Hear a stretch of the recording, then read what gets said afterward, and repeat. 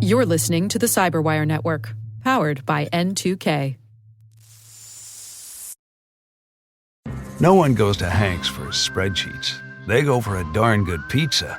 Lately, though, the shop's been quiet, so Hank decides to bring back the $1 slice. He asks Copilot in Microsoft Excel to look at his sales and costs and help him see if he can afford it. Copilot shows Hank where the money's going and which little extras make the dollar slice work. Now Hank has a line out the door. Hank makes the pizza, Copilot handles the spreadsheets. Learn more at m365copilot.com/work.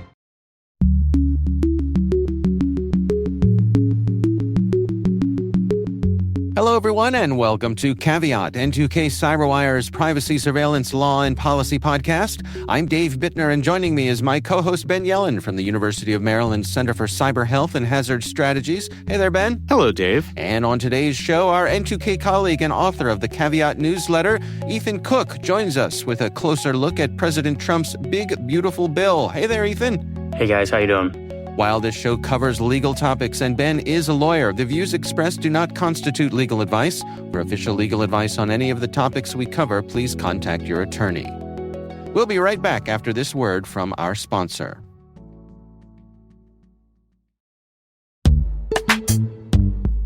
AI is making phishing attacks faster, more convincing, and harder for people to spot, and traditional security awareness and phishing training weren't designed for this level of attack.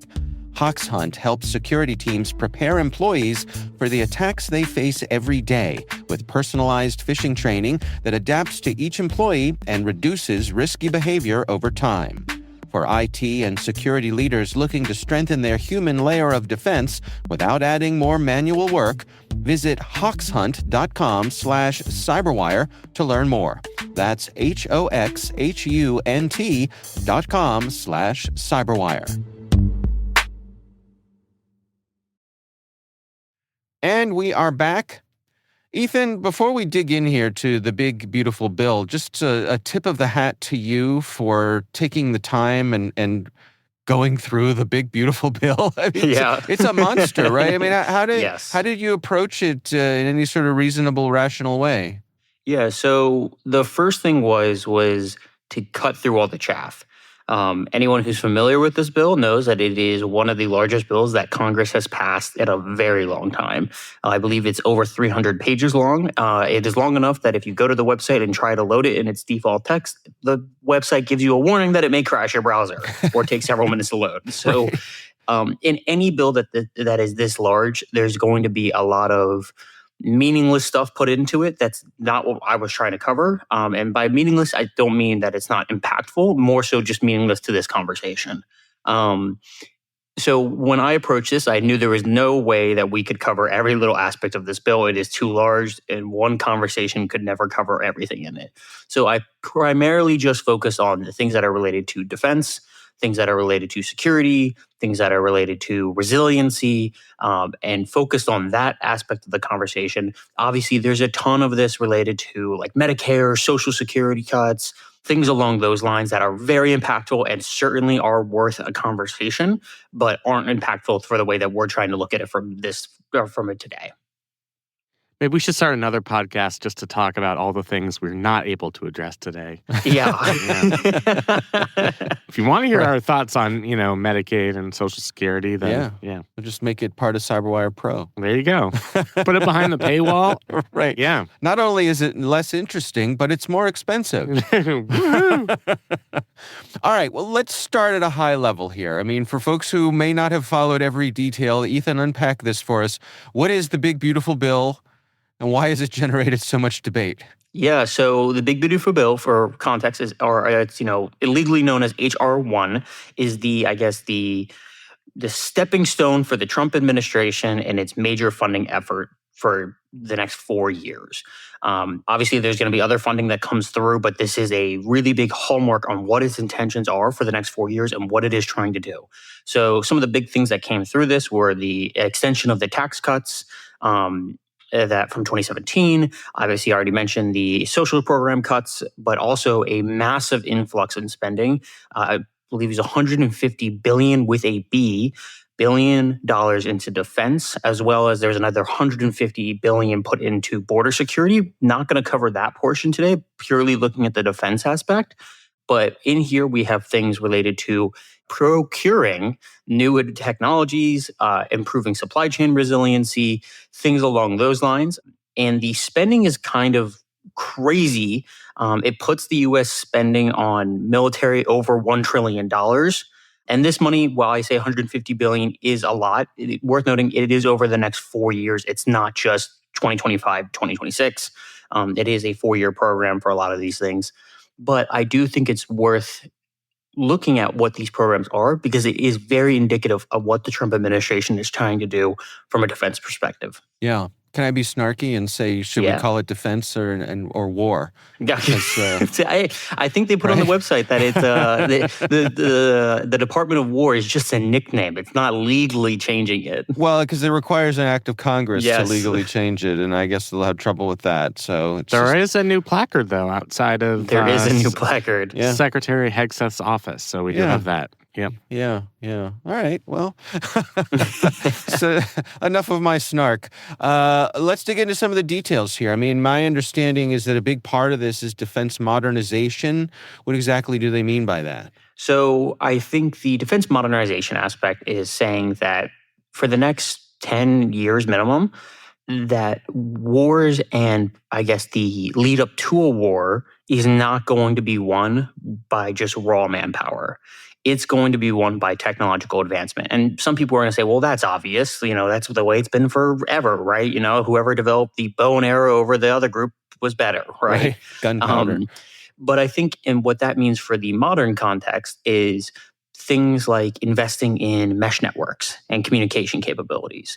There's $300 million just provisioned just for mesh networks in the Indo-Pacific region. They also are putting $400 million into advancing and the development of advanced command and control tools. $500 million for accelerating the integration of 5G and 6G technologies across the military, and many others that are, and we can go on. I think one of the most important ones was the $500 million to prevent the delay of delivering AI-related military-capable tools. Ben? Yeah, I mean, I think there's a theme here. I think it's reflected in the $1 billion for offensive cyber operations, which is a really significant investment, and I think signifies an acceleration of a strategy that all the three of us have talked about, pushing to more offensive cyber operations as a weapon of foreign policy. The rest of it seems like they could have been bipartisan investments in the Department of Defense. I don't think if you were to go line by line here, there's anything that most members of Congress would per se object to. It just, in the context of a much larger bill, it is a significant increase in defense spending. And depending on what your priorities are, I mean, I think the controversy is whether that money would have better been spent elsewhere. I don't think there's anything particularly controversial about the line items in the section here for the Department of Defense. Yeah. So, Ethan, you mentioned that one of the bill's focal points is the Indo-Pacific Command. Mm-hmm. What makes that region a priority? China. The simple answer to that is China. I think the Trump administration has obviously always been very anti-China, even under his first administration. And while the Biden administration was also not on the best of terms with China, the second Trump administration, I expect to be just as hostile, if not more so over that relationship. And I think the massive amount of money that they poured from just this bill alone into the Indo-Pacific Command is very indicative of where they say we need to focus our money. We need to not just keep diverting resources, but add resources, because again, this is in addition to the money we have already spent to boost that region. We're putting billions of dollars more into that effort. And I think it's not just about building advanced technologies. It's about building a series of networks and control in that area with allies, to ensure that because it's so large, we can communicate efficiently across those areas, have the infrastructure in place to really make sure that we can control and have predictability in the area and make sure that there's nothing happening that we can't control or that we can't respond to very quickly. This bill also has a lot of funding for supply chain resilience. What's the concern there for both the military and the broader economy? So I think from the supply chain aspect, I think a key part of it is making sure the U.S. always has access to critical minerals for semiconductors and AI-related products. I believe that there was $5 billion put in for investments into critical mineral supply chains, among other similar ones. They also are expanding not just the raw ability to acquire, but the ability to predict and analyze what is needed. They put 25 million, which now that doesn't sound like a lot, but that's purely for the expansion of their industrial policy workforce.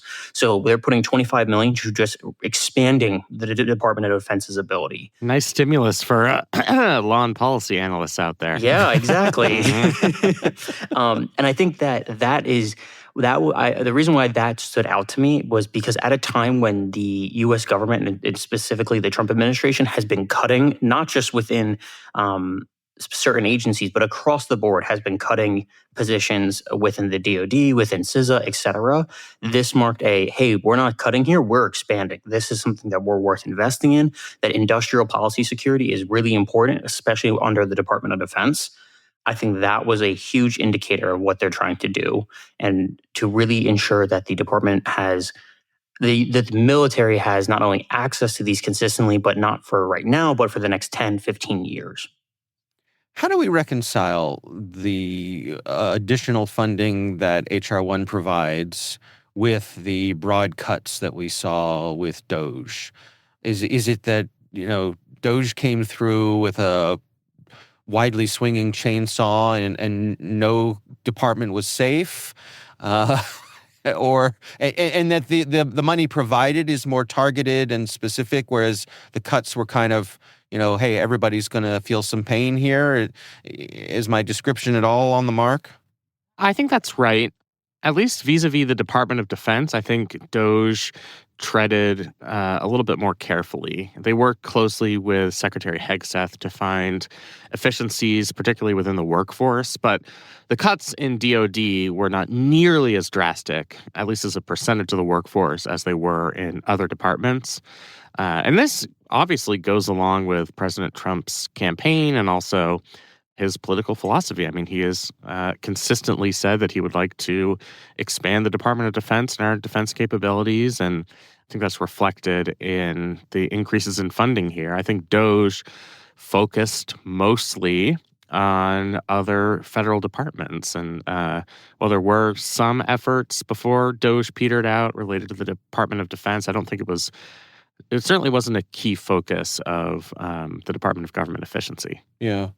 Ethan, we saw this recent U.S. government investment in Intel, and I think that relates to what we're talking about Absolutely. here, the ability to have that capability on our own soil.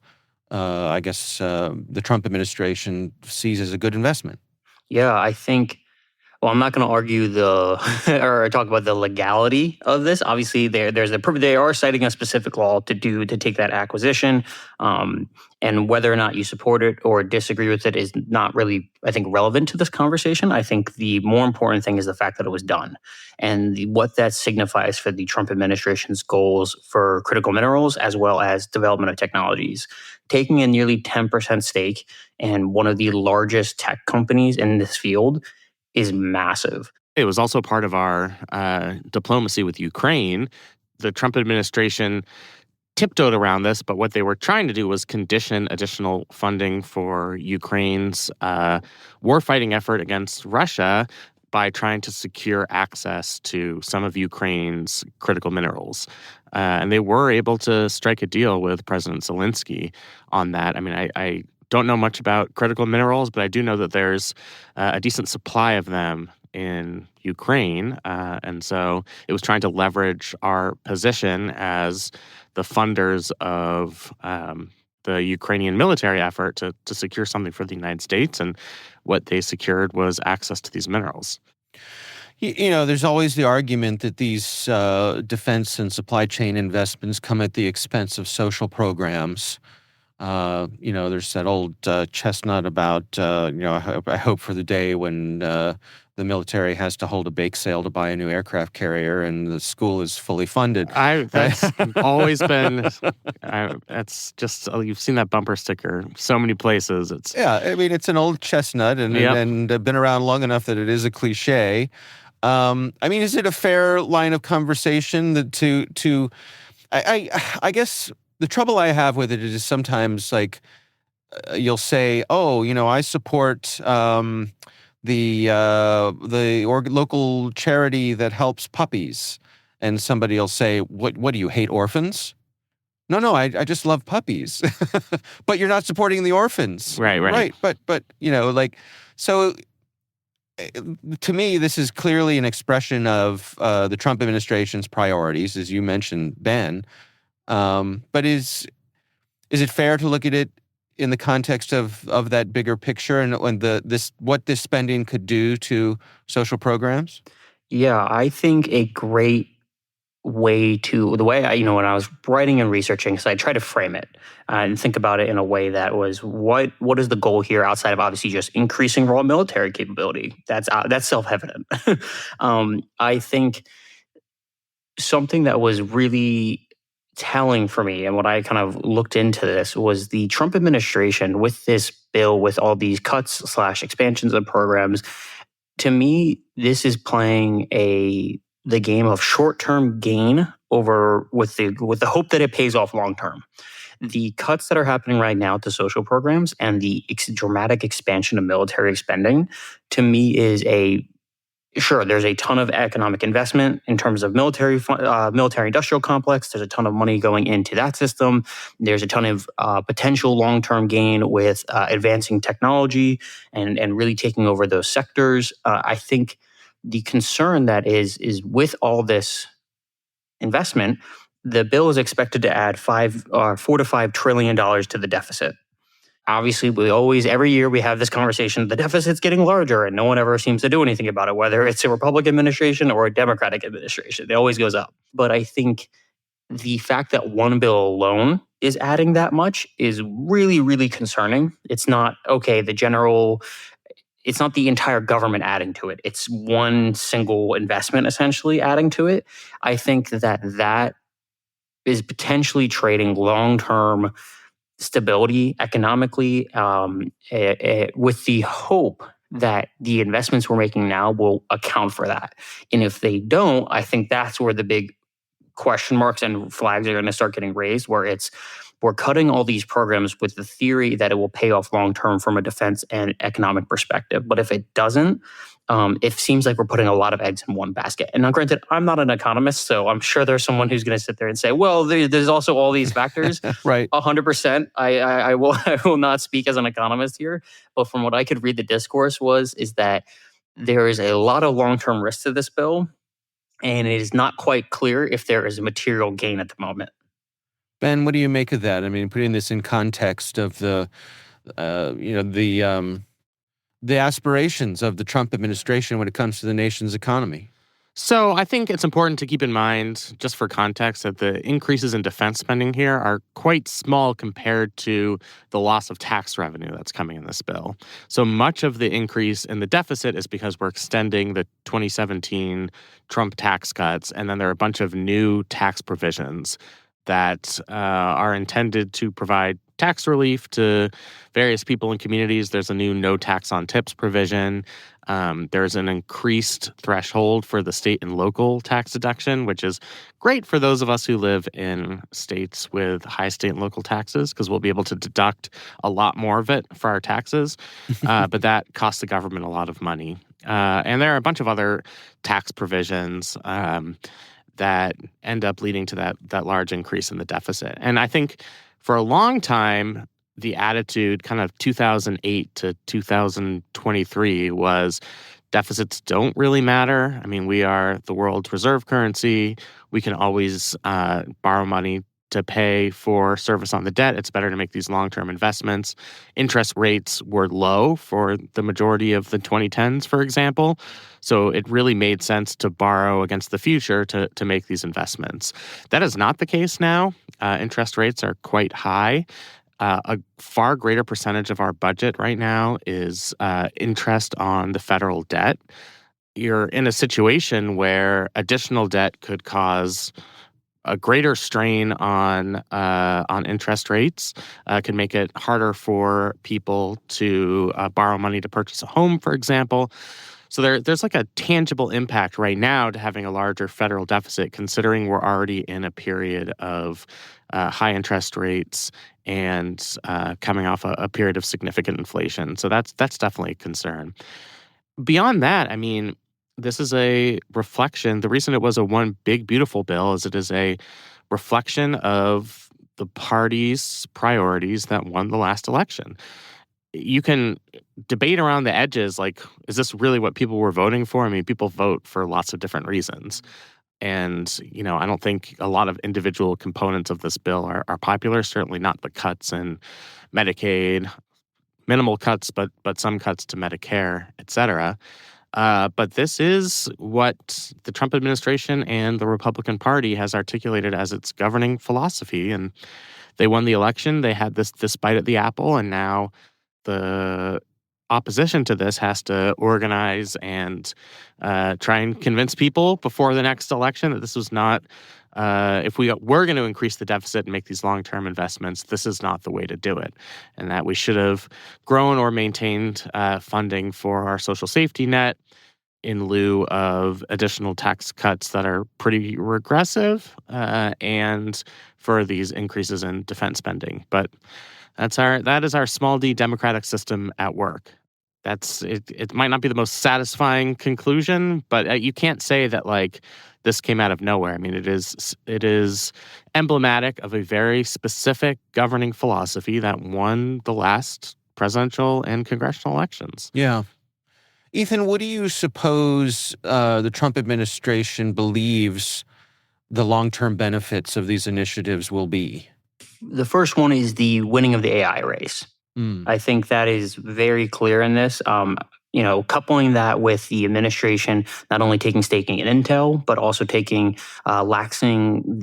a lot of the regulations for developing AI, trying to increase federal adoption of AI systems, as well as attempting to pass, while it failed, the moratorium, which we talked about previously, to basically overturn all state AI laws through federal preemption. I think that this is a reflection of that effort to ensure the U.S. is the dominant country when it comes to AI development, AI research, AI deployment, et cetera. And I don't think that is a take that people would disagree with us trying to do. I think if you look at allies and adversaries alike are just as involved in this race. You see Europe is pivoting really, really fast to try and attract more AI development. You see China is obviously with things like DeepSeek is neck and neck with the race, and they're pouring billions of dollars into this same effort. A little different since they're not a democracy, but the point stands. India is rapidly ramping up technological capabilities to get involved. I think everyone sees that AI is the golden goose at the moment. And right now, obviously, the US is in the lead with major companies like Anthropic, OpenAI, Meta's AI platform, et cetera, Google. And I think the Trump administration is coming out and saying that we currently have the lead. And in their mind, Biden was going to cause us to lose that lead. So we're going to not only undo everything Biden did, but we're going to double down on the things that got us to this lead. So we're going to remove regulation. We're going to invest in making sure that companies have access to controls or to minerals and resources. We're going to make sure that they can make money by removing export controls so they can ship that product out to everyone as long as it's not China.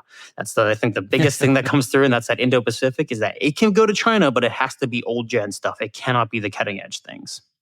Yeah, it is kind of funny. I mean, it is kind of funny that Congress did pass and the previous president did sign a bill that required TikTok to be divested from its Chinese ownership, and we're just like not enforcing it. So like you can be very hawkish on China, but that seems to be something that's somewhat selective at this point. I'll also say like the investment in AI, who knows if it's going to pay off in the long run. I mean, I think there's speculation that there's some bubble potential here. I think building all of these AI data centers has sustained our economy to a significant extent over the past couple of years, expanding out AI infrastructure. Obviously, there's going to be some payoff for it. I mean, AI is going to lead to some increased efficiencies in various industries, but if it doesn't fully live up to its promise, then it can be one of those bubbles that bursts. Like eventually we're going to stop building these data centers, we're going to stop expanding infrastructure, and we will have invested all of these federal resources in it. So Yeah, I hope it works out. What if it puts lots of people out of work also? I mean, that's a huge aspect of it as well. I equate it to the dot-com bubble, where it is obviously slightly different, but you see everyone wants to get their hands on this tech. Everyone wants to be involved. Everyone wants a piece of the pie. And a lot of that, there's not enough pie to go around. And the question is who comes out. I think to Ben's point, I have been seeing similar reports that there is a bubble forming, if it's not already there, and that the pop is going to dramatically shake up how we handle AI going forward. Yeah, I mean, people are throwing stupid money at Exactly. anything with the name AI on it. And I guess that includes the federal government, because our adversaries are as well.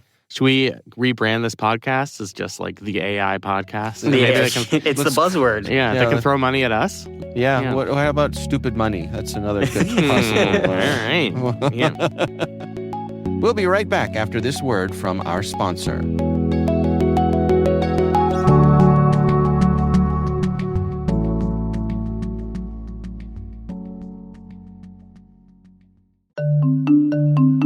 When it comes to mobile application security, good enough is a risk.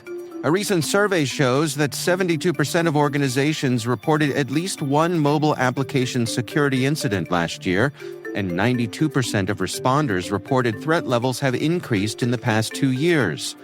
GuardSquare delivers the highest level of security for your mobile apps without compromising performance, time to market, or user experience.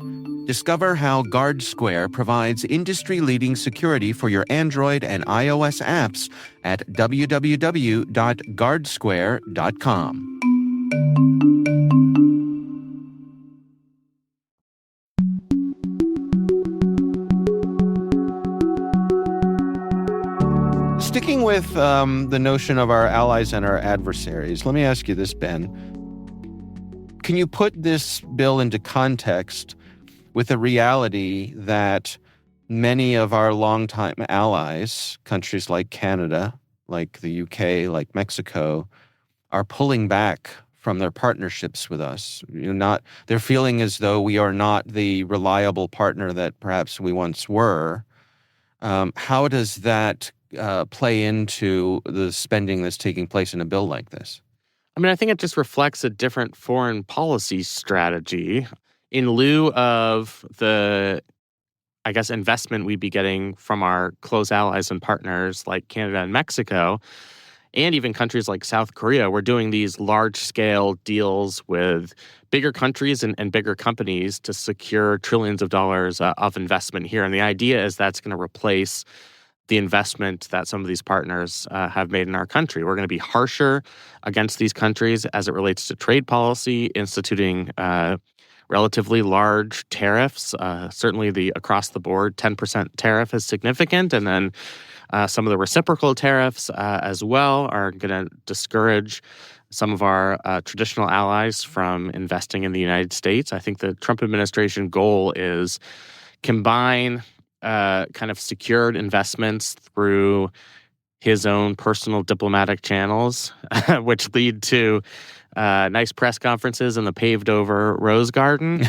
That's one aspect of it. Right. And then to a smaller scale, the investments made in the One Big Beautiful Bill to put us on lead footing for things like artificial intelligence, minerals, offensive cyber capabilities, that sort of thing. So I think it's a two-pronged strategy, but it reflects a shift in foreign policy away from economic consensus that really has ruled across both political parties, that you leverage those good relationships with our allies, have as little barriers to trade as possible with them, that allows both countries to flourish. I think the president fundamentally doesn't believe in that vision, and a lot of his supporters strongly believe that vision has led to the destruction of a lot of communities and the country at large. So I do think it just reflects a completely different set of priorities. Yeah, I guess it does reflect that America First strategy.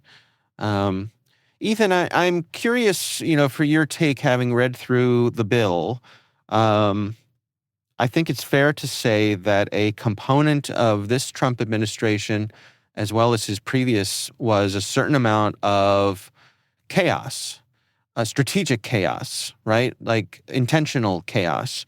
I'd say, this time around, looking at things like DOGE, just the broad cutting back of government agencies and so on and so forth.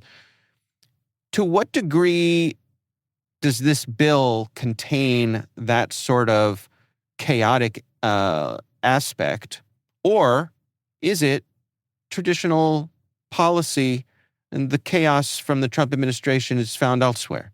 I think the chaos involved in this bill is the size and how fast it came about. For context, for those who weren't tracking the bill when it came out a couple months ago, it was introduced into the House and passed very quickly. It actually generated a lot of concern because it was passed so fast that almost everyone mutually agreed on both sides of the aisle that no one had time to actually read the bill. Right. And that which is pretty common, by the way. Exactly. And you had folks like Marjorie Taylor Greene saying, exactly. I didn't know this was in here. And that led to the discovery of the AI moratorium that came out, which is, that was while the Senate took its time with it, the House was trying to pass this thing, created a ton of chaos because no one even had time. It was almost like a blitz strategy. Let's pass it so fast and that people don't even know what's in here, so they can't complain that if they discover something. It's not a bad strategy, by the way. It's not. From a political perspective. Yeah. It's a very good strategy.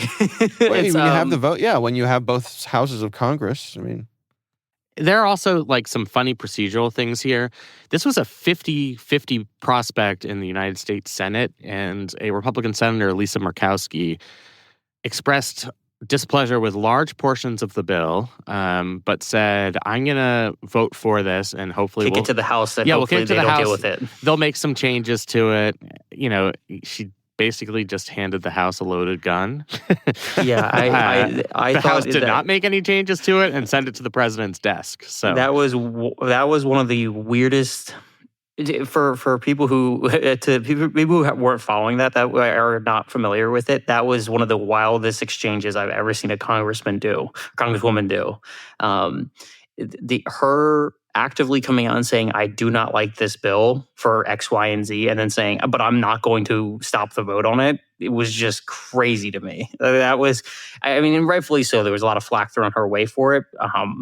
But I think to your point, Dave, the chaos of the bill was the size.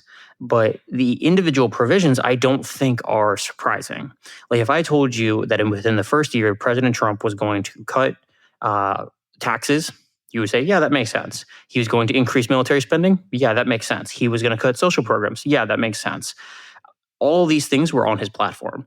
What I don't think people were expecting was to do all three of these things at once and to try and pass all these things in one giant bill at the same time and make it and try and pass it quickly before people could really get a handle on it. I think everyone thought this would be a kind of progressive, iterated process where we would try to do this back and forth, similar to how the budget negotiations happen, where it's like, this is what I propose, this is what we're doing, and we find a middle ground. Even if it means shutting down the government, that's what they intend to do, right? I think the blitzing aspect of this is what caught people off guard. I think something that also was quite chaotic was the scale of the investments. I think people were expecting cuts, but no one was expecting cuts at the degree they were. People were expecting investments, but no one was expecting us to push $1 trillion for military spending, push it over $1 trillion. I think that's what was also kind of chaotic about it. It was just it was fast and it was more than people thought it was going to be. Yeah, there's certainly, I mean, look, Donald Trump, there's a boldness to him that you can't deny, right? I will say, though, that of all the things that have happened in Trump's second term, this is the most, like, normal politics thing that's happened. Like, they went through, the process was definitely rushed, but, like, they went through the proper procedural maneuvers. They passed actual legislation by majority vote in the House and the Senate, and it was signed into law. Like, contrast that with DOGE or some of the immigration actions they've taken that have been held up and through injunctions in district courts, or trying to shut down agencies at the executive level without consulting Congress, like USAID. That's very different than what happened here. What happened here is like a very standard political process that, if you're dissatisfied with it, can be resolved through political means. Now, I don't want to get too complicated. It's like that's a little more difficult when states start gerrymandering their congressional districts. So it's much harder to replace legislators that voted for this legislation. But I do think, like, compared to a lot of the president's other action, this is probably among the most normal things he's done in his second term, even in the context of legislation. So a lot of the, like, most high-profile cuts actually didn't come in this bill, but there was a separate rescissions package, which the president sent to Congress, and it was passed, which permanently rescinded funding for National Public Radio, for example, and a bunch of different foreign aid programs. And, like, that was legislation, but it was also more unprecedented than what they did in the Big Beautiful Bill. So, yeah, I would say, compared to some of the other outrages that we've seen, I mean, this is more just like, you could have seen a bill drafted like this in 2005 during the Bush administration, and It would have looked largely similar. Yeah. So let's look towards the future here. I mean, what should people be looking out for over the next few years as this rolls out? If you're a policymaker, if you're an industry leader, or even just an everyday citizen, what sort of things should we be keeping our eye on as these policies become day-to-day reality? Ethan, you want to start off for us? Yeah, I think for big tech or tech-oriented companies, this is a layup. This is what you want to see. You're seeing millions, if not billions of dollars being poured into a variety of technological sectors, whether that be 5G, 6G, whether that be chip procurement, whether that be unmanned aerial systems, whether that be missile development, whether that be supply chain resiliency, whether that be, the list goes on and on and on. I think that if you see this, you go, this is exactly what I want. The federal government, that contracting window is open for me. Time to start making my bids for contracting, and really start reaping this over the next 4 years and making my money. I think if you are, what that will inherently do to a degree will also make sort of a feeding frenzy, where we're going to have a ton of these contracts going out, a ton of these companies getting hyper competitive, stimulating growth, etc. I do think given how contentious this bill is, there's been some discussions, and as with every one of these kind of major spending bills, these spending is not locked in stone anymore. If a new Congress is appointed in after midterms and it disagrees with this bill, they can adjust the funding. This isn't like it's like, oh, we've provisioned $500 million for this. It's locked in. It's never going to change. These funding amounts can be changed. And I think that given how contentious this bill was, and given how contentious the cuts were for both a tax and social service perspective, I don't know if they would outright cut all these programs, but I think there would be some accountability brought in possibly, and that could be an interesting long-term shakeup to some of these efforts. What do you think about that, Ben? I mean, it's 18 months before the midterms. And even then, I mean, Trump is still going to be president, and you could try to threaten to shut down the government, but that rarely works out for the side threatening to shut down the government. And I frankly have not seen Democrats try to campaign on reversing or repealing even individual provisions of the One Big Beautiful Bill Act. I mean, I think there are high-level criticisms that are part of campaign rhetoric about what this bill does, but I haven't seen, like, on day one, if you elect a Democratic House and Senate, we will rescind funding for these increases. And so, we have not seen that. Every provision in this bill, because this is a reconciliation bill, expires in 10 years. You can't institute any spending or policy changes, for that matter, in a reconciliation bill beyond that 10-year window. That 10-year window also happens to coincide with something else that's projected to take place around 2034, 2035, which is that we're kind of going to run out of money for our Social Security Trust Fund. We are paying out more money than we're taking in, and so that fund is projected to be insolvent around then. So we're going to have to figure out some mechanism to continue to pay people's promised Social Security benefits. So there's probably sometime in the middle 2030s. Who the heck knows what's going to be happening politically at that time? Right around when I'm set to retire. Right. I just accepted I'm never seeing Social Security.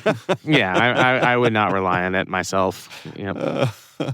Well, look, it sounds to me like, regardless of how any of us feel personally about Donald Trump, his administration, his policies, the components of this bill that we've been talking about today don't seem terribly unreasonable. Is that an accurate description to say? Like, we're all, I mean, they align with what the president campaigned on. They align with the promises that he made. None of them seem to come way out of left field. And again, I'm just limiting this to the things we talked about here today, the cyber elements of it. Is that a fair assessment? Yeah, I think so. I think begrudgingly, right? Like, I think you got a concession out of Ben. That's crazy. Well, I just think like the things that people object to in this bill are unrelated to these defense provisions. Like, you can object ideologically to spending more money on the Department of whatever it's called now, but I don't. This isn't like billions of dollars for F-16s that are never going to fly. Like, this is. These are investments we ever made.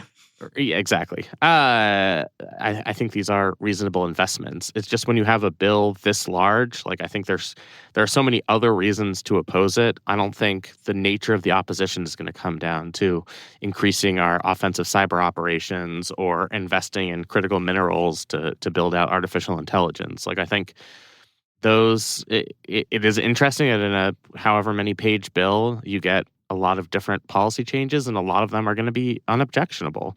So I don't think that's going to be the nature of the opposition here. I think the nature of the opposition is the tax provisions and cuts to the social safety net. I think that's going to be the kind of headline battle we'll see vis-a-vis this legislation as it plays out in Congress over the next few years. All right, Ethan, final thoughts? Yeah, I would say that HR1 is obviously way too big for its own good. I think that was intentional. I would say that I think the defense provisions in this bill are, to Ben's point and your point, I don't think that they're necessarily bad. I don't think that they're anything that I would necessarily object to. I think my point of contention with them is this seems to be similar to what we talked about earlier with it's almost, let's throw everything on the wall and see what sticks. Let's just put so much money into this that we're bound to hit somewhere. And I think the concern that I have with this is this the best effective way to be spending this money at this moment, given what we're cutting from? And that's where I think that's a wait and see. All I can say is the $50 million that we put to making high altitude stratospheric balloons, that was my favorite line item that I read. Okay. Hey, I mean, the 50 million that we put to that. Sorry, the 50 million was my favorite item that I read. Well, hey, I mean, there were stratospheric balloons high above our country exactly that were unaccounted for. So it's time to pay those people back, whomever they are. Right. Send some F-16s out to shoot down the balloons. There you go. That's Keynesianism right there. That was the most effective use of that plane ever. Yeah. All right, gentlemen, really interesting conversation. And again, our thanks to Ethan Cook for joining us today. Ethan is the author of the Caveat newsletter. You can learn more about that on our website, thecyberwire.com.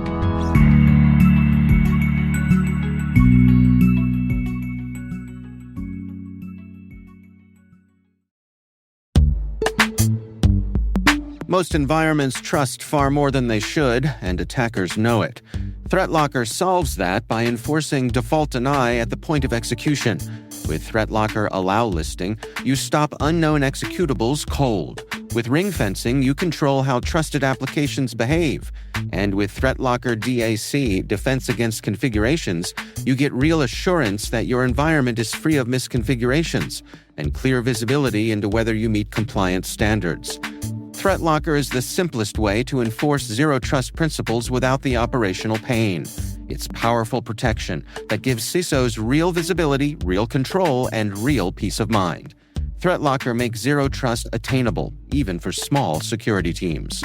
See why thousands of organizations choose ThreatLocker to minimize alert fatigue, stop ransomware at the source, and regain control over their environments. Schedule your demo at threatlocker.com/N2K today.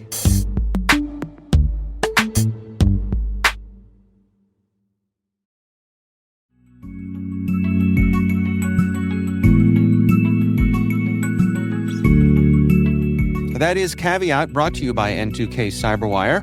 We'd love to know what you think of this podcast. Your feedback ensures we deliver the insights that keep you a step ahead in the rapidly changing world of cybersecurity. If you like our show, please share a rating and review in your favorite podcast app. Please also fill out the survey in the show notes or send an email to caveat@n2k.com. This episode is produced by Liz Stokes. Our executive producer is Jennifer Eiben. The show is mixed by Trey Hester. Peter Kilpie is our publisher. I'm Dave Bittner. I'm Ben Yellen. And I'm Ethan Cook. Thanks for listening.